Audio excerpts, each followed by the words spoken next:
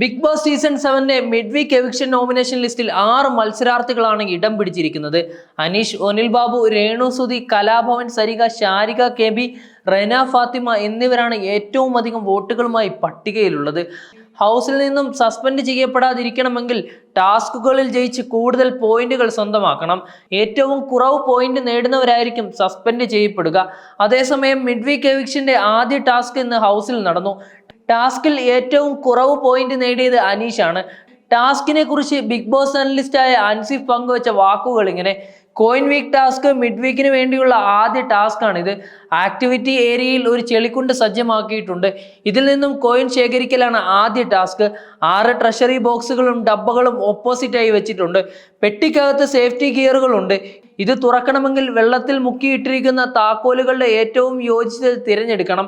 അതിനുശേഷം safety gears ധരിച്ച് മൺപുറ്റിലേക്ക് ഇറങ്ങി 8 മിനിറ്റ് കൊണ്ട് പരമാവധി കോയിനുകൾ തിരഞ്ഞെടുക്കണം.